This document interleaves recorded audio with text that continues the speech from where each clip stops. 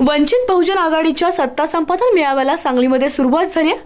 प्रकाश आंबेडकर हे मेळाव्याला संबोधित करणार आहेत, तर आपण थेट जाऊयात मेळाव्याच्या ठिकाणी।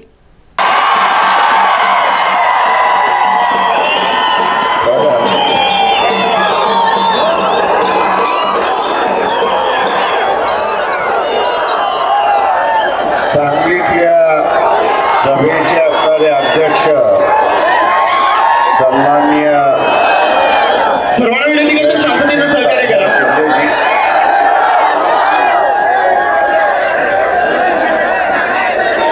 उपस्थित सन्माननीय व्यासपीठ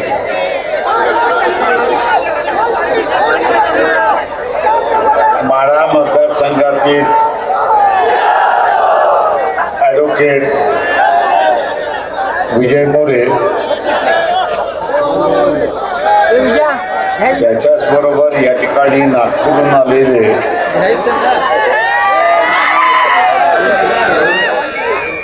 हलवा समाजाचे असणारे नेते संजय हेडाव आणि अशी असणारी अनेक मंडळी की ज्यांना बोलता आलं नाही,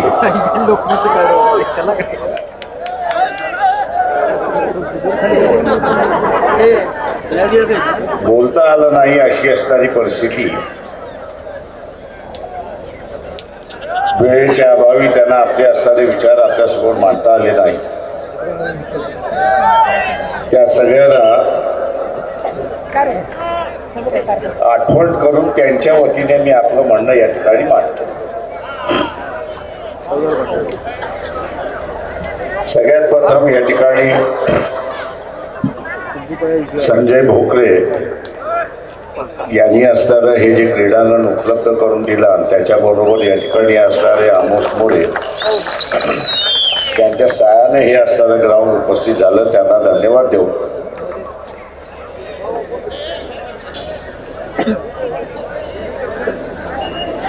मी इथे सुरुवात करतो।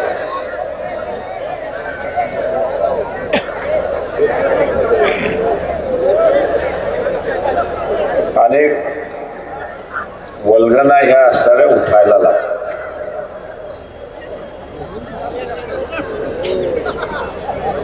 काँग्रेस पक्षाकडून उठायला लागले, काँग्रेस पक्षाचे असणारे मित्र पक्ष एनसीपी यांच्याकडून उठायला लागले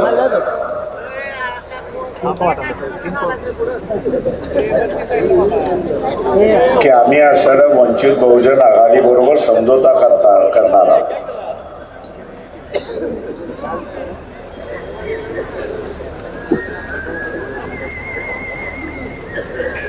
एक बैठक झाली आणि त्याच्यानंतर वर्तमानपत्रातूनच आम्ही ऐकतो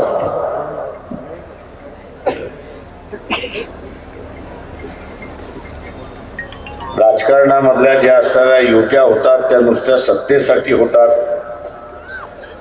पण त्याच्याच बरोबर कार्यक्रमासाठी होतात, हे सुद्धा महत्वाचं आहे। कार्यक्रम आखायचा नाही, भूलतापा देत बसायचं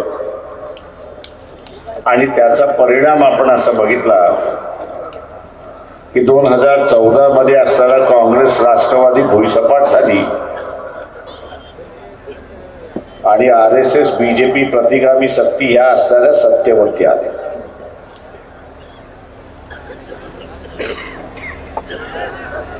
मागची सत्ता काँग्रेस आणि राष्ट्रवादीची कोणी घालवली असेल तर ती धनगर समाजाने घालवली,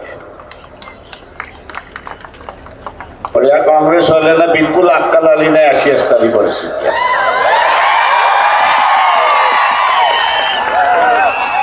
वर्तमानपत्रातून अजूनही सांगतात आहेत की वंचित बहुजन आघाडीला 1 जागा देतो, 2 जागा देतो।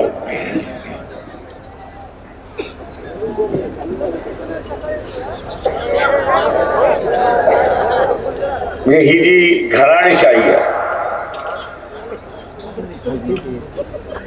लोक म्हणतात मराठ्यांची सत्ता आहे, मी म्हणतो मराठा समाजाची अजिबात सत्ता नाही। ही सत्ता 169, त्याच्यामध्ये आता असताना 10 कुटुंब वाढलेत, अशी असताना 79 कुटुंब आहेत महाराष्ट्रामध्ये की ज्यांच्या घरामध्ये आमदारकी पाणी घालते, खासदारकी पाणी घालते, जिल्हा परिषदेचा अध्यक्ष पाणी घालतं, बाजार समित्यातला अध्यक्ष पाणी घालतं, DCC बँकेचा असणारा अध्यक्ष याच घराण्यामध्ये दुसरं तिसरं कोणाला नाही.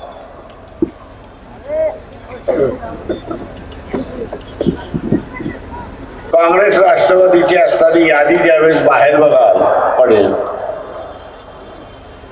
त्यावेळेस सामान्य मराठा समाजातला एकही माणूस त्या यादीमध्ये नसेल.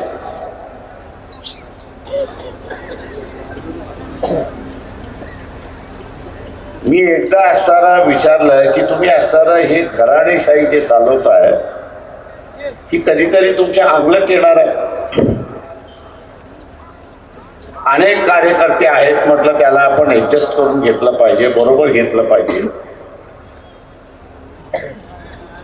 मला म्हटलं बरोबर आहे आपण असताना ऍडजस्ट करू, पण पुढच्या इलेक्शन मध्ये करू. मी म्हटलं या इलेक्शन मध्ये का नाही, पुढच्या इलेक्शन मध्ये म्हटलं मी तुमच्या बरोबर असेल याची गॅरंटी कुठे आहे. जे काय करायचं असेल ते आज आपण सुरुवात केलं पाहिजे. आता आपण सुरुवात केलं तर कदाचित लोकांमधला विश्वास. ते मला म्हटलं प्रकाशराव तुम्हाला कळणार नाही. म्हटलं मला मान्य आहे की कळणार नाही, कारण का ही जी 169 घराणी जी आहे त्या 169 घराणी शिवाजी महाराजांबरोबर नव्हता तर त्या निजामाबरोबर होत्या. म्हटलं हे मला कळतं.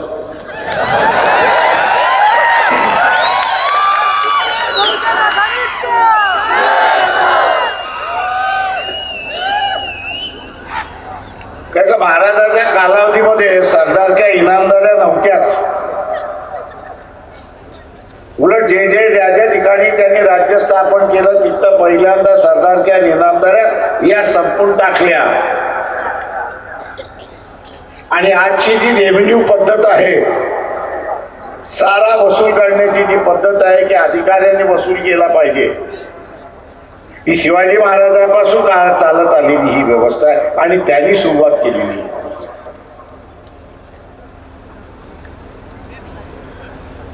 जी काही जुनी पद्धत होती त्या जुन्या पद्धतीमध्ये सरदार नेमला जात होता, इनामदार नेमला जातो, जागीरदार नेमला जातो. हे आमदार खासदार याच कुटुंबातले आहेत की नाही मला सांगा. जे आमदार खासदार आहेत, जागीरदार, इनामदार, देशमुखी अशाच कुटुंबातले आहेत की नाही मला हे सांगा की सामान्य माणसामध्ये.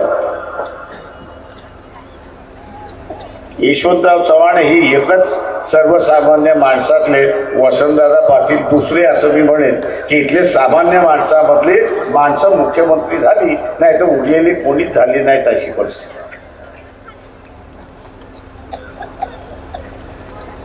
हे दोघही सामान्य माणसामधले होते म्हणून इथली असणारी सत्ता कायम सामान्य माणसामध्ये जावी, भांडवलदाराच्या हातामध्ये जाऊ नये. स्वातंत्र्य झालेला हा जो वर्ग आहे हा औद्योगिक क्षेत्रामध्ये सुद्धा आला पाहिजे. म्हणून त्यांनी पश्चिम महाराष्ट्रामध्ये साखरेचा उद्योग हा सहकारी चळवळीने चालणार, भांडवलदार पद्धतीने चालणार नाही, हा निर्णय यशवंतराव चव्हाणांनी त्या ठिकाणी घेतला. आणि विदर्भामध्ये कापसाचा व्यापार हा भांडवलदार करणार नाही तर सरकार कापसाचा व्यापार करेल आणि पणन महासंघ स्थापन करून कापसाचा व्यापार सरकारच्या हातामध्ये आणि सर्वसामान्य माणसाच्या हातामध्ये. मी इथल्या सगळ्या सहकार महर्षींना असताना विचारतो, तुम्ही यशवंतरावांबरोबर आहात की आम्ही यशवंतरावांबरोबर आहोत. इथल्या सगळ्या सहकारी महर्षींना विचारतो की आज जी संपत्ती आलेली आहे, आज जो भरभराटी झालेला आहे, ही देव यशवंतरावांची देव,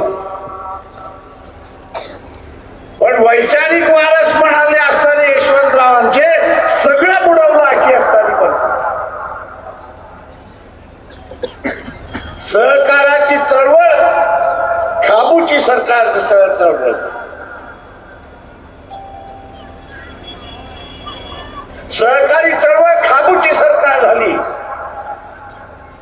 सगळे कारखाने आज हळूहळू आजारी पडतात आहेत, बंद पडतात आहेत आणि त्याचेच डायरेक्टर नव्याने खासगी कारखाने काढतात आहेत हे आपण लक्षात घ्या. बाबा खासगी कारखाना चालू शकतो पण सहकार्यातला कारखाना चालू शकत नाही हे कोणच मला कळलेलं नाही. हे कोणच मला असताना त्या ठिकाणी कळलेलं नाही. आणि काल परवा असणारा नितीन गडकरी बनवून गेले की इथला असणारा साखरेचा उद्योग मातीत जाणार आहे. मित्रो,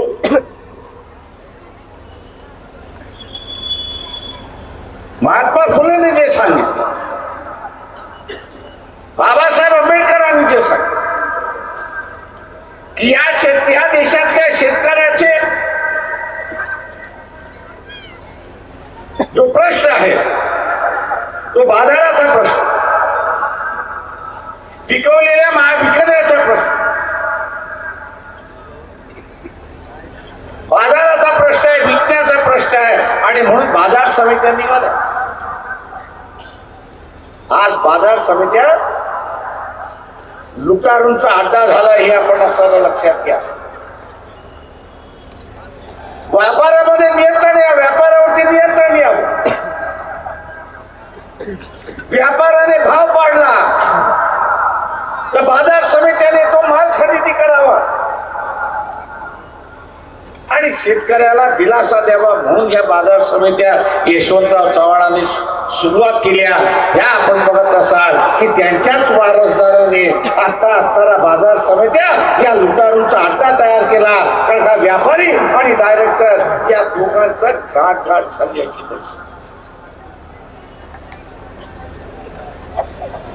घाट झाली अशी असणारी परिस्थिती ही आपल्याला चालवायची. याचा कधीच आम्ही पुरस्कार करत नाही. असा असणारा रिलायन्स एक 7-8 वर्षापूर्वी या ठिकाणी येऊन गेले आणि त्यांनी असताना सांगितलं की सगळे सहकारी कारखाने माझ्याकडे चालवायला द्या. त्यावेळेस ऊसाचा भाव 1700 होता, तो म्हणता मी 2100 देतो. 1700चा भाव चालला होता, 2100 देतो म्हणून सांगण्यात आलं. आता हा तर नफाखोर खासगी मालक, पण खासगी मालक सुद्धा नफा कमवतो आणि तो नफा द्यायला तयार. मी आज इथे असणाऱ्या सगळ्या कारखानदारांना विचारतो, चेअरमन यांना असताना विचारतो, तो त्यावेळेस 500 रुपयाने जास्ती भाव देत होता, आज तुम्ही शेतकरी जो मागतो तो भाव का देत नाही? म्हटलं कारखाने आजारी आहे. कारखान्याला आजारी केलं आणि स्वतः श्रीमंत झाला अशी असणारी परिस्थिती, श्रीमंत झाला अशी असणारी परिस्थिती आहे. ही बदलायची की न बदलायचा हा त्याच्यातला सगळ्यात महत्वाचा प्रश्न. इथल्या व्यापारी वृत्तीने असताना सगळं चालवायचं, इथल्या असणाऱ्या सहकार्याच्या चळवळीने चालवायचा हा त्याच्यातला महत्वाचा. व्यापारी वृत्तीने चालवलं तर इथला असणारा लुटारूंची व्यवस्था आपण उभी करा. सहकार्याने चालवणार असाल तर या ठिकाणी जगण्याच्या माध्यमातून आपण चालू. आणि म्हणून कारखाना जो उभा राहिला इथला रुपया जमवला तर शासन म्हणत होते 9 रुपये आम्ही तुम्हाला. कशासाठी? तर ग्रामीण भागातून उद्योजक उभा झाला पाहिजे. ग्रामीण भागातल्या माणसाला उद्योग कळला पाहिजे, व्यापार कळला पाहिजे, व्यापारामध्ये तो आला पाहिजे. या देशाचा गाडा त्यांनी चालवला. एक पिढी उभी राहील. सहकाराच्या चळवळीतून एक पिढी उभी राहिली की ज्या पिढीने पुरोगामी महाराष्ट्र उभा केला. आणि म्हणून महाराष्ट्राला पुरोगामी म्हणतात. याचं कारण की त्या पिढीने शाहू फुले आंबेडकरवादाच्या जोरावरती इथला असताना राज्य. पण आज राज्यकर्ता करणारा कोण आहे? हा प्रतिगामी राज्यकर्ता आहे. हा सौदेबाज करणारा राज्यकर्ता आहे. हा नफाखोर करणारा असणारा कार्यकर्ता आहे. सरकारची मालमत्ता लुटणारा असणारा कार्यकर्ता आहे.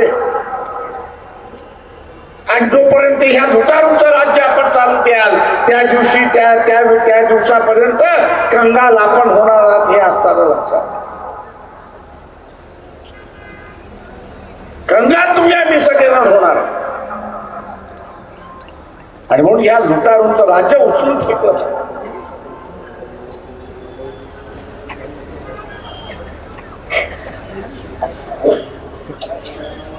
या लुटारूंचं राज्य आपण फेकलं. 2014 साली नवीन राज्य येईल म्हणून अपेक्षा केली. मोदींचं राज्य, विकासाचं राज्य आम्ही करू.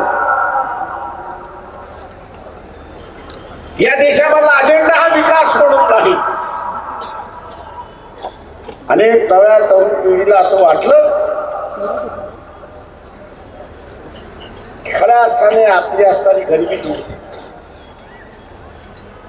खऱ्या अर्थाने या देशामध्ये एम्प्लॉयमेंट सुरुवात होईल, आपली बेरोजगारी संपेल. पण या सरकारने बेरोजगारी संपवली नाही. तो उलट इथला असणारा गरीब कसा होईल हेच बघितलं आणि श्रीमंती कशी वाढेल हेच त्यांनी बघितलं. गरीब कसा होईल आणि श्रीमंत कसा होईल हेच त्यांनी त्या ठिकाणी बघितलंय. दुसरं तिसरं काहीच. माझ्या आकडेवारी नाहीये, ही माझी वाक्य नाहीये. यांनी नीती आयोग जे आले ते नीती आयोग म्हणतंय की या देशातला माणूस गरीब आहे तो गरीब होत चाललाय, जो श्रीमंत आहे तो श्रीमंत होत चाललाय.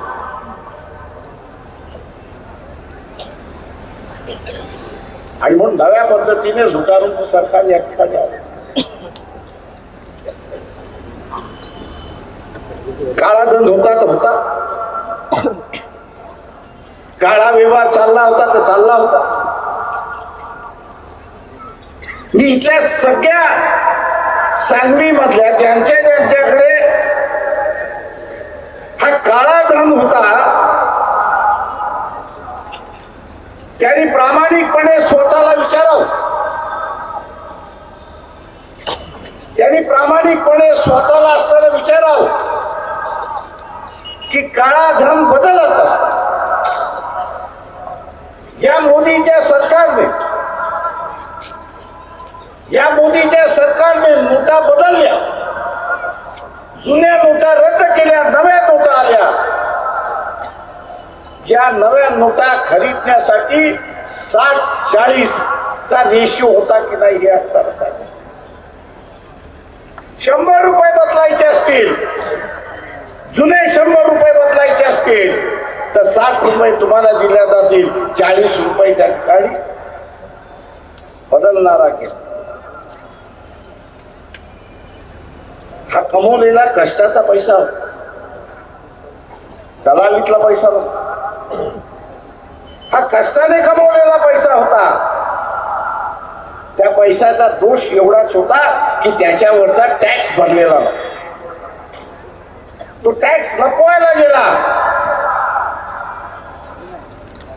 आणि टॅक्स लपवल्यानंतर आणि नोटाबंदी झाल्यानंतर 40% त्याचे गेले. 40% त्याचे गेले. श्रमाने घामाने कमवलेला पैसा त्याचा गेला. घालवला कोणी? या सरकारने घालवला. आजच नेपाळच्या सरकारने आरबीआयला असं म्हटलंय की आमच्या इथं भारतातली करन्सी चालू आहे. आमच्या इथे भारतातली करन्सी चालू होती, ती पुन्हा कधी चालू करणार हे सांग. ती पुन्हा कधी चालू करणार हे असताना सांगा. कारण त्यांच्याकडे काळा धन मोठ्या प्रमाणात गेला, बदलायला अशी असतात. मी आज सगळ्यांना विचारतो की ज्याचे 40% गेले, ज्याचे 40% गेले, तो पुन्हा मोदीला आणणार आहे का? 2000च्या नोटा पुन्हा कमी प्रिंट व्हायला लागलेल्या आहेत.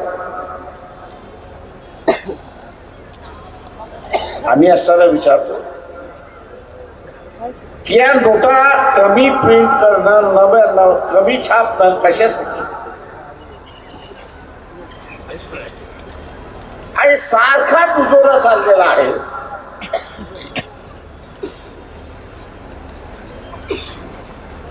की प्लॅस्टिकचं कार्ड वापरा, क्रेडिट कार्ड वापरा, डेबिट कार्ड वापरा. हे डेबिट कार्ड आणि क्रेडिट कार्ड याच्यावरती मालकी भारतीयांची नाही. याच्यावरती मालकी भारतीयांची नाही. हे जे पेटीएम आहे, हे पेटीएम चायनाच्या मालकीचं आहे.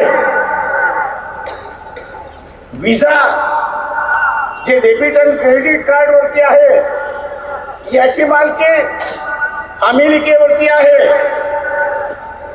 मोदींना आम्ही असताना विचारतो, बीजेपीच्या सरकारला आम्ही असताना विचारतो, तुम्ही या 2 कंपन्यांबरोबर, या देशाबरोबर काही करारनामा केला आहे का की डेबिट कार्ड वाढणं, क्रेडिट कार्ड वापरणं याचा प्रमाण आम्ही वाढवतो आणि त्याच्या बदल्यात तुम्ही आम्हाला काही टक्केवारी द्या? असा काय करारनामा झालाय का?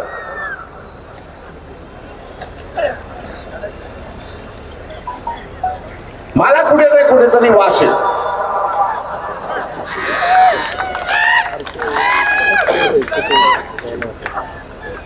ज्या अमेरिकेसारख्या देशामध्ये 22-23% पेक्षा डेबिट क्रेडिट कार्ड वापरल्या जात नाही, भारतामध्ये फक्त असताना 6 ते 7% लोक डेबिट कार्ड वापरतात. हे वाढवण्याचं कारण काय? कारण प्रत्येक वेळेस डेबिट कार्ड आपण वापरतो, काढतो, वर्षभराचे 250 रुपये भरावे लागतात. वर्षभराचे 250 रुपये भरावे लागतात आणि त्याच्याबरोबर प्रत्येक ट्रान्झॅक्शन वरती 0.5% 1/2% द्यावा लागतो. बँकेत आम्ही गेलो होतो, काही काढत द्यायला लागत, पण डेबिट क्रेडिट कार्ड वापरलं तर 0.5-1% द्यावा लागतो. हा निधी जातो कोणाकडे? हा निधी जातो कोणाकडे? करोडो आणि अब्जो रुपये आपण असताना आपल्या विरोधकाला देतो, हे आपण लक्षात घ्या. अमेरिकेसारख्या देशाला आपण समजू शकतो की आपले मित्र आहेत, पण हे जे पेटीएम आहे चायनीज मालकीचं आहे. आणि आजच्याच वर्तमानपत्रामध्ये आलेलं आहे की चायनाच्या राष्ट्राध्यक्षांनी सांगितले त्यांच्या नेव्हीला युद्धासाठी तयार व्हा. आता युद्ध कोणाशी? भारताच्या सीमेशी आहे, अफगाणच्या सीमेशी आहे, रशियाच्या सीमेशी आहे. हे युद्ध कोणाशी? त्यांच्या बरोबर झालं नाही, चायनाचं आपलं झालेलं आहे. या सरकारचं धोरण आपण जर बघितलं तर आ बैल मुझे मार. गुजरात मधली ही म्हण आहे की आ बैल मुझे मार. पेटीएमचा आपण वापर करतो, आपल्या विरोधकाला आपण पैसे देतो, त्याला श्रीमंत करतो, गब्बर करतो, लढाईचे पैसे देतो, आणि तोच आता म्हणतोय की आम्ही तुमच्यावरती आक्रमण करतो. ह्याला हा बैल मुझे मार, नाही तर दुसरं काय? हा बैल मुझे मार. हे घे शस्त्र, घे विकत, आणि माझीच मारून. आता अशा या सरकारला ठेवायचं. या हिंदुत्ववाल्यांना विचारतो, तुमचं प्रेम गेलं कुठं? तुमचं प्रेम गेलं कुठं या देशावरचं? की तुमच्या सरकारचा पंतप्रधान चायनासारख्या विरोधाला लाखो करोडो रुपये देतोय, आणि डोकलाम सारखी परिस्थिती त्या ठिकाणी निर्माण होते. मग चायना बरोबर व्यवहार करायचा कशासाठी? गावामधलं भांडण झालं तर ते भांडण वाढू नये म्हणून आपण काय करतो की बाजूच्या रस्त्याने. पण इथे बाजूच्या रस्त्याने जाण्याचा भाग नाही, बाजूच्या रस्त्याने जाण्याचा भाग नाही. तर जाता जाता त्याच्यामध्ये कोयता घे, विळा घे, आणि तूच मला मार, असं असणारं पंतप्रधानाचं धोरण मला त्या ठिकाणी दिसतंय. या सरकारचं धोरण त्या ठिकाणी दिसतंय. आणि म्हणून मित्रो, हे सरकार बदलल्याशिवाय नवीन परिस्थिती उभारणार नाही, हे लक्षात.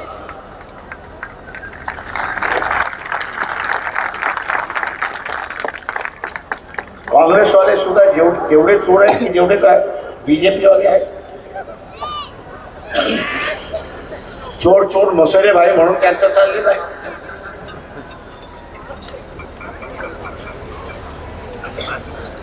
तो राहुल गांधी का बोलतो हेच मला कळत नाही. कारण राफेल वरती ज्यांनी करारनामा केला ते असणारं मनमोहन सिंग. तर ते विमान कितीला खरेदी केलं, राफेलचं जे फायटर आहे ते कितीला खरेदी केलं, ते मनमोहन सिंग बोलू शकतो. तो अँटनी बोलू शकतो, कारण का तो डिफेन्स मिनिस्टर होता. आता हा राहुल बाबा बोलायला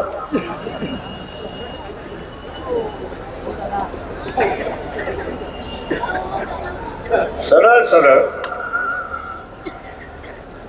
काँग्रेसवाल्यांना, बीजेपीच्या सरकारला बदनाम करायचं होतं किंवा इथला असताना यांनी केलेली चोरी लोकांसमोर आणायची होती, तर मनमोहन सिंगला प्रेस कॉन्फरन्स घ्यायला सांगायचं. आणि मनमोहन सिंगनी सरळ सांगितलं असतं की आम्ही जेव्हा राफेलचं डील हॉलंडे म्हणून असताना फ्रान्सचे राष्ट्रपती होते तेव्हा एवढा खर्च आम्हाला आला, 560 कोटीमध्ये आम्ही असताना एक विमान घेत होतो. आणि आता मोदीने सांगावं त्यांनी असताना हे विमान एवढ्यात का? दूध का दूध, पाणी का पाणी झाला असेल.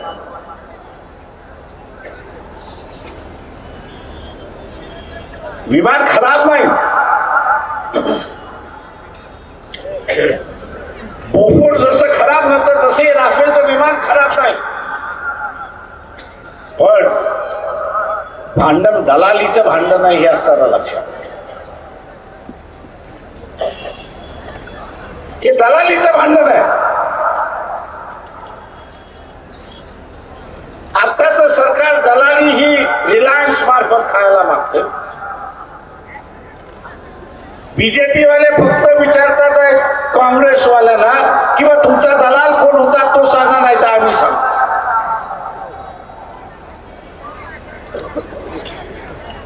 यांची भांडणं दलालीवर नाही हे आपण लक्षात घ्या. 2 रुपयाची वस्तू 10 रुपयामध्ये घ्यायचं, 8 रुपये कोणी खायचं याच्यावर नाही. खरा प्रश्न असणारा विचारला पाहिजे होता की बा एवढी गरज होती तर एअरफोर्स वाल्यांनी सांगितलं की किमान 125 विमानं पाहिजेत,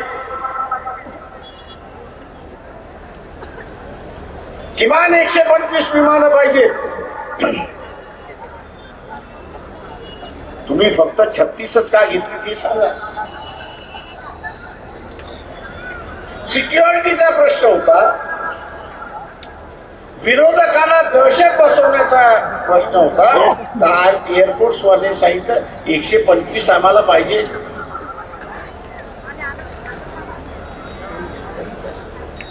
$125 आम्हाला पाहिजे.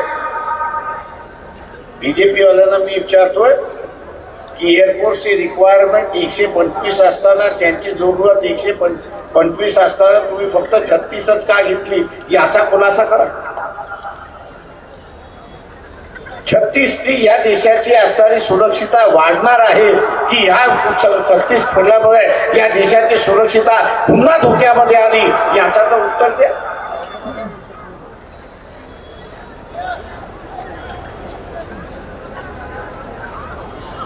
संविधानाने या देशाच्या खर्चावर अंकुश ठेवणारी जी यंत्रणा उभी केली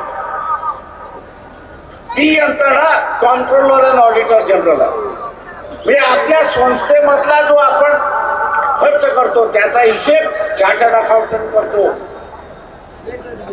चार्टर्ड अकाउंटंट करतो तसं सरकारने केलेला खर्च हा सुद्धा अकाउंट होतो आणि त्याचं नाव आहे comptroller and auditor general. 2 lakh कोटीचा स्पेक्ट्रम मधला घोटाळा झाला किंवा चुकीची पद्धत अवलंबली गेली म्हणून सरकारला 2 लाख कोटी टेलिकॉम सेक्टर मध्ये नुकसान झालं. हे 2012 साली कोणी सांगितलं असेल तर कॉम्प्ट्रोलर अँड ऑडिटर जनरल.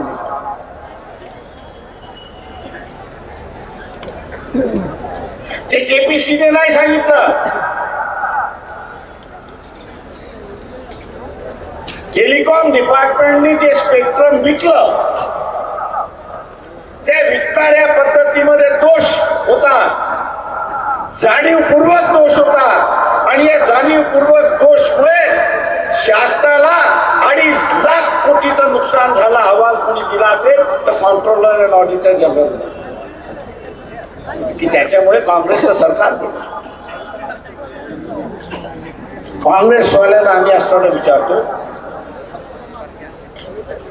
काँग्रेसवाल्यांना आम्ही असताना विचारतोय की तुमचे हात कोणी बांधले होते, तुमचं तोंड कोणी बांधलं होतं की बाबा ह्या कॉम्प्ट्रोलर अँड ऑडिटर जनरलला सांगा की याचं ऑडिट करा आणि 3 महिन्यामध्ये अहवाल पार्लमेंटला सादर करा.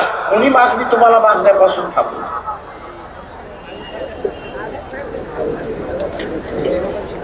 हे जे जॉईंट पार्लमेंटरी कमिटी म्हणून तुम्ही मागता, पार्लमेंटची कमिटी झाली पाहिजे आणि तीही 90 दिवस असताना तुम्ही मागता. सभागृहाचं कामकाज पूर्ण झालं नाही तर सभागृहाबरोबरच ते समाप्त होत. आणि म्हणून मित्रो, हे चोरांचं सरकार आहे, लुटारूंचं सरकार आहे. मोदीने 15 लाख खात्यामध्ये टाकतो म्हणून सांगितलं. विधान खोटं नव्हतं, विधान खोटं नव्हतं हे लक्षात घ्या. पण पंतप्रधान झाल्यानंतर मोदींची नियत फिरली असे एक लक्षात. मोदींची नियत फिरली. लोकांशी इमानदार राहण्यापेक्षा तो इथल्या भांडवलदाराशी इमानदार झाला हे आपण लक्षात घ्या. आणि म्हणून सगळे कॉन्ट्रॅक्ट त्या रिलायन्सला द्यायला लागला असे असतात. नीरव मोदी पळून गेला, मल्ल्या पळून गेला. आता वर्तमानपत्रातून म्हणून सांगतायत की आम्ही त्यांची सगळी प्रॉपर्टी जप्त करणार आहोत. अरे बाबा, तुम्ही जप्त करणार आहात पण त्याची प्रॉपर्टी राहिली किती हे तर सांगा. दिसत नाही. आणि म्हणून माझं आपलं आव्हान आहे आपल्या सगळ्यांना की ही जी चोरांची आणि लुटारूंची टोळी आहे हिला पुन्हा सत्तेपासून येऊन थांबवायचं असेल तर सत्ता ही तळागाळातल्या माणसापर्यंत पोहोचली पाहिजे हे आपण असताना लक्षात घ्या. तिथला कुंभार असेल, लोहार असेल, सोनार असेल, सुतार असेल, कैकाडी असेल, मानगावडी असेल, या देशाचा आमदार आणि या देशाचा खासदार हा झाला पाहिजे हे आपण लक्षात. आज सत्ता कुटुंबामध्ये कैद आहे आणि कुटुंबामध्ये कैद असल्यामुळे लुटारूंचं भागतंय हे आपण लक्षात. ही रेस आपल्याला असताना चालू करा. उद्याच्या या विधानसभेमध्ये लोकसभेमध्ये कुंभाराला जाऊ द्या, लोहाराला जाऊ द्या, कैकाड्याला जाऊ द्या, घिसाड्याला जाऊ द्या, वडाराला जाऊ द्या, धनगरमाळी तर जातीलच.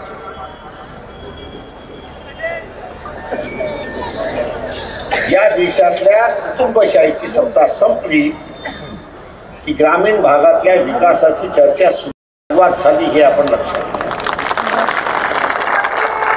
आज जो विकास थांबलाय, आज जो विकास थांबलाय याचं कारण ही कुटुंबशाही हे लक्षात. कुटुंबशाहीला स्वतःची सत्ता कायम ठेवायची आहे आणि कायम ठेवायची असेल तर अर्थशास्त्रामधला एक नियम आहे तो उरलेल्यांना सगळ्यांना गरीब ठेवा, उरलेल्या सगळ्यांना अर्धपोटी ठेवा, उरलेल्या सगळ्यांना मागणारा ठेवा आणि आपण देणारे झाले पाहिजे, दाते झाले.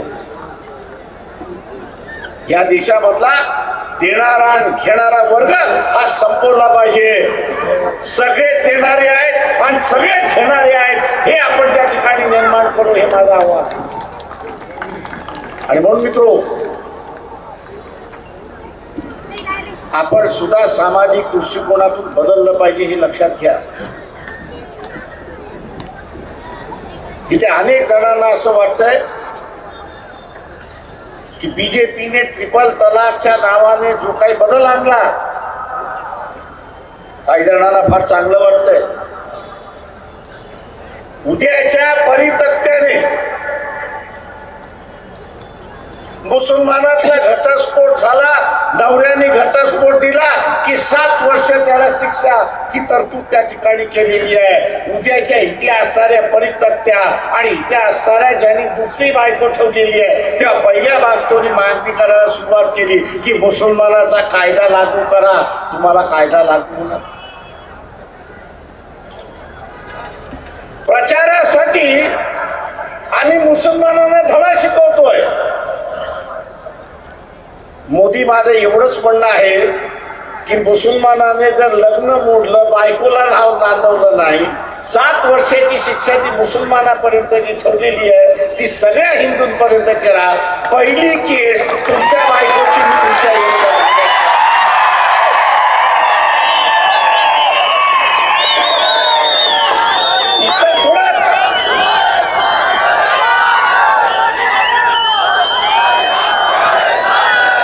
मुसलमानाला केलेला कायदा आता ते पण आहे तो फक्त मुसलमानापुरता मर्यादित ठेवू नका. तो शिखा नाही लागू करा, हिंदू नाही लागू करा, बौद्ध नाही लागू करा. पंतप्रधान, पहिली केस तुमच्यावरती झाल्याशिवाय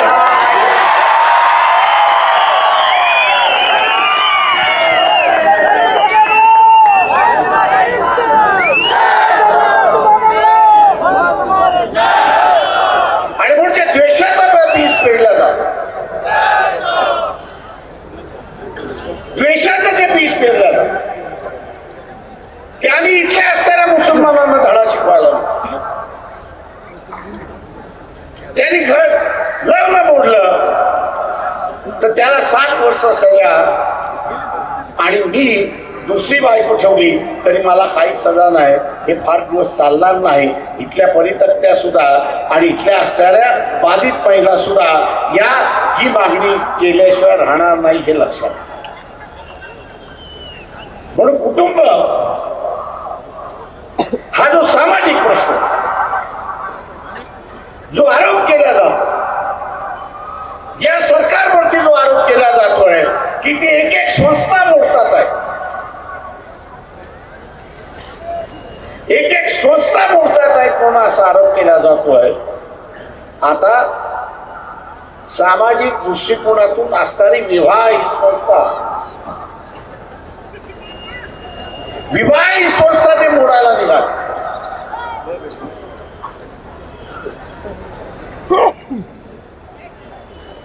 विवाह मोडणं आतापर्यंत गुन्हेगारी स्वरूपामध्ये नव्हता. तो एक सामाजिक प्रश्न आणि त्या सामाजिक प्रश्नामध्ये विवाह मोडल्यानंतर त्या महिलेला आपण कशा रीतीने पायावरती उभं केलं पाहिजे, तिला काय मदत मिळाली पाहिजे, तिला काय केलं पाहिजे म्हणजे ती स्वतःच्या पायावरती उभं राहील, अशा रीतीचं चिंतन आणि इथं म्हणून येत पाहिजे. विवाह मोडणं हा जर तुम्ही गुन्हेगार करणार असाल तर विवाहास्पद या ठिकाणी समाजामधलं जे नियंत्रणाचे मार्ग, समाज व्यवस्थेतला नियंत्रणाचा जो मार्ग होता, तो समाज व्यवस्थेतला नियंत्रणाचा मार्ग हे सरकार मोडायला निघाली आहे. आणि म्हणून आपण 4 वर्ष बघत असाल की यांच्यावरती सातत्याने आरोप होत राहिले की हे सिस्टम्स मोडायला निघालेली आहे, व्यवस्था मोडायला निघाली. मित्रो, परंपरागत चाललेल्या असणाऱ्या व्यवस्था या एका दिवसामध्ये निर्माण होत नाही किंवा एका दिवसामध्ये त्याच्याबद्दलचा विश्वास वाढत नाही. काळाच्या ओघामध्ये त्यांच्यावरती झालेला असणारा विश्वास हा आज आपल्याला दिसतोय. आणि विवाह ही पद्धत आता मोडायला हे सरकार निघाले आणि कटिबद्ध झाले अशी असणारी परिस्थिती. मित्रो, मी जाता जाता फक्त आपल्याला एवढंच आव्हान काढलं की आपण एक नवीन आंदोलन सुरू. सत्ता ही काही कुटुंबांच्या दारामध्ये अडकली, सत्ता ही काही कुटुंबांच्या दारामध्ये अडकली होती, ती आता मुक्त करायची आहे आणि ती सर्वसामान्याच्या दारापर्यंत खेळेल हे आम्ही त्या ठिकाणी बघितलं. ही कुटुंबामध्ये अडकल्यामुळे ओबीसी मधला क्रिमिलियर नॉन क्रिमिलियर झाला, श्रीमंत गरीब वर्ग हा झाला, गरीबाला आपण हात दिला पाहिजे म्हणून ठराव झाला, पण गरीबाला ओबीसीच्या विद्यार्थ्याला स्कॉलरशिप मिळाली नाही अशी असतात. एससी एसटी याला असणारं साधन असतात, त्याची स्कॉलरशिप वाढली पाहिजे, ती वाढली नाही. आपल्याला उद्याची सत्ता आम्हाला कशाला पाहिजे तर या ठिकाणी स्कॉलरशिप मिळाली पाहिजे, फ्रीशिप मिळाली पाहिजे आणि आम्हाला शिक्षणाची दारं ही मोकळी. उद्याची सत्ता आम्हाला कशासाठी? आधुनिक कारखाने आम्हाला नको, रोबोवरती चालणारे कारखाने नको आहेत, पण कारखाने असे पाहिजे की या ग्रामीण भागातल्या शहरी राहणाऱ्या माणसाला हाताला काम देतील अशा रीतीची टेक्नॉलॉजी आम्हाला लागू करायची आहे, जेणेकरून इथला बेरोजगार राहणार नाही. की असतात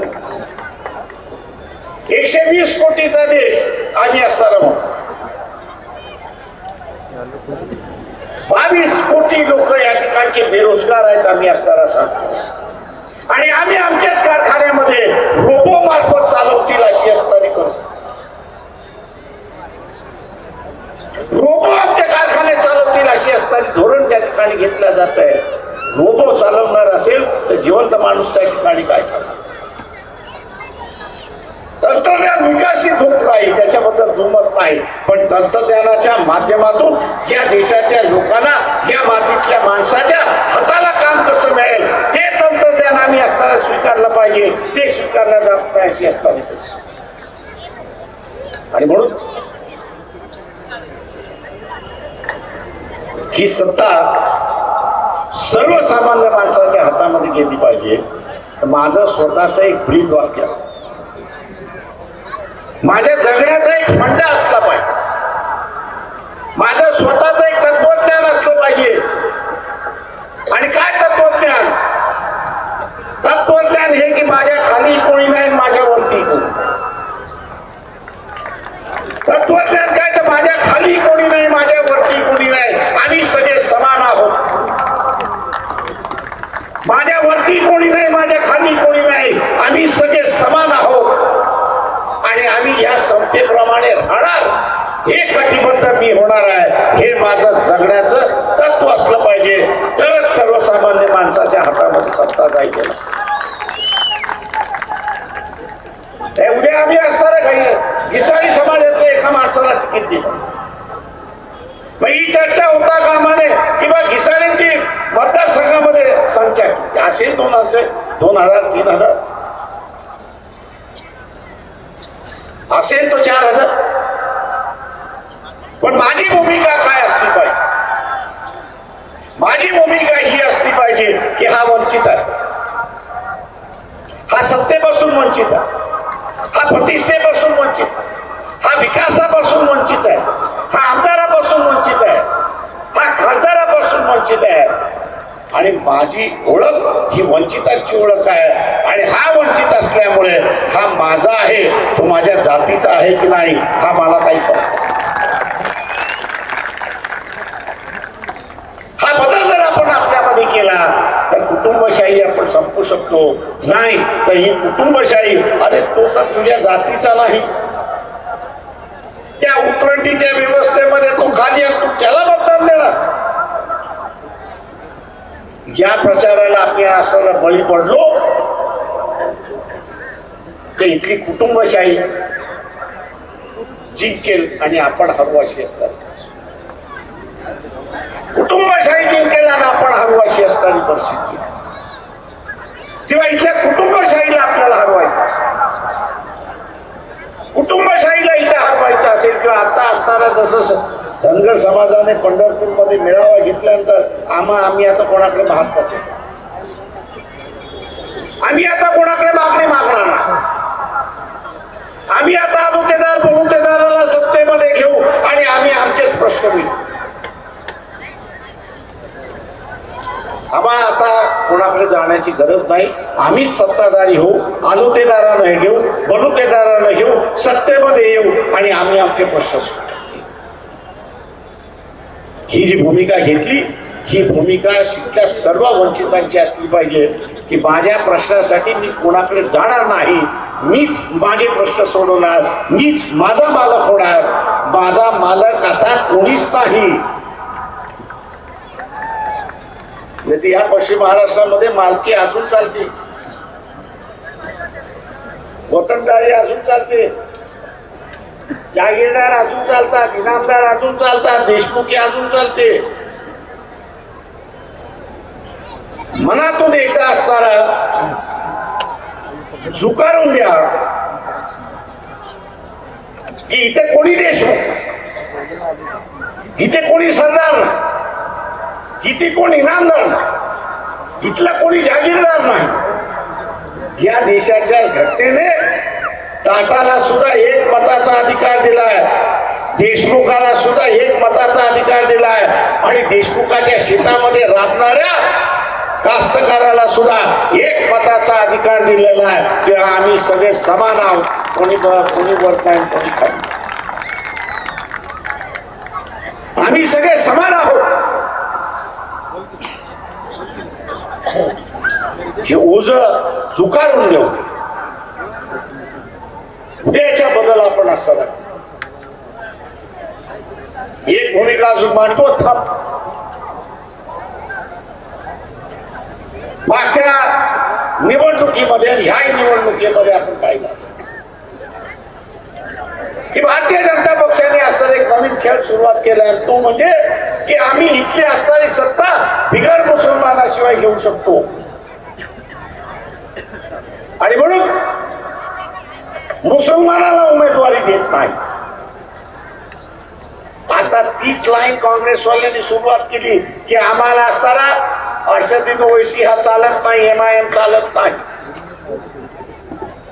काँग्रेसवाल्यांना तुम्हाला चालत असेल नसं चालत असेल त्याच्याशी आम्हाला परवा नाही, पण वंचित बहुजन आघाडीच्या वतीने आम्ही असताना जाहीर करतो, सातारा असेल, कोल्हापूर असेल, सांगली असेल, सोलापूर असेल, पुणे जिल्हा असेल, या मतदारसंघामध्ये एक लोकसभेची जागा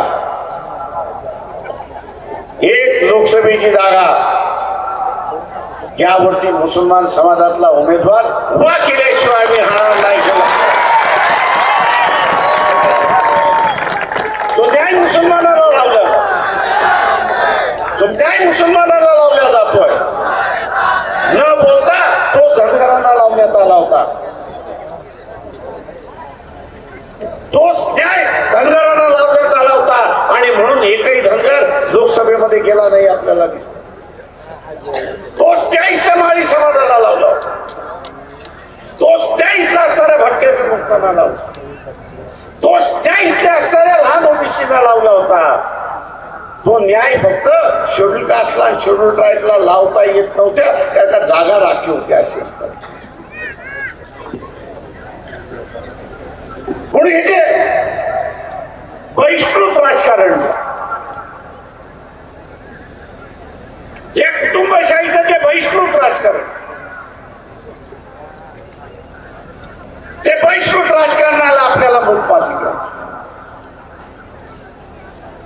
त्या बहिष्कृत राजकारणाला असताना आम्हाला मूलपाती द्यायची आहे आणि मूलपाती देऊन या देशातल्या कुठल्याही माणसाला कुठल्याही मतदारसंघामध्ये उभं राहता येतं, उभं राहता आलं पाहिजे. त्याचा जात, त्याचा धर्म हा आड येता कामा नये. हे आपण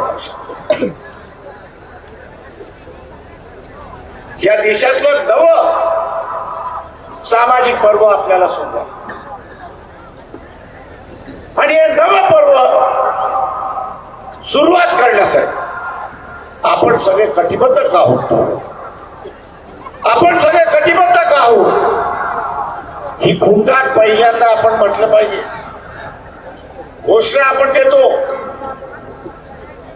पण मी नेहमी मानतो घोषणेपेक्षा मी माझ्या स्वतःला कन्व्हिन्स केलं, मी स्वतःलाच आश्वासन दिलेलं आहे. मी स्वतःलाच आश्वासित केलेलं आहे का की माझं मत वंचित आहे. उद्याची क्रांती घडवायची, उद्याचा बदल घडवायचा असेल तर इथल्या उपस्थितांनी स्वतःला शाश्वत केलं पाहिजे की मी वंचित बहुजन आघाडी बरोबरच वंचितांची सत्ता आणणारच, आणि हाच प्रचार मी इतरांच्या बरोबरीने जाऊन करेन आणि वंचितांची सत्ता येणाऱ्या लोकसभेमध्ये आणेन. हा कटिबद्ध आपण केला तर एका नव्या क्रांतीला आपण सुरुवात केली आणि या देशाच्या विकासाला आणि या देशाच्या प्रगतीला आपण सुरुवात. आज प्रगती झाली म्हणून सांगितलं. वर्तमानपत्रातल्या आकडेवारी आपण बघितलं तर या देशाची GDP ही एवढ्या टक्क्याने वाढली. देशाची संपत्ती वाढलीच पाहिजे याच्याबद्दल दुमत नाही, पण त्या देशाच्या वाढलेल्या संपत्तीमध्ये सर्वसामान्यांचा हिस्सा काय आणि त्या सर्वसामान्य माणसाच्या हिश्श्यामध्ये आपल्याला जर पाहिजे जयंतरावजी, पश्चिम महाराष्ट्रामध्ये शेतकऱ्यांची आत्महत्या नाही. कालच्याच वर्तमानपत्रामध्ये होतं की एका ऊस उत्पादक शेतकऱ्याने आत्महत्या केली अशी असणारी परिस्थिती.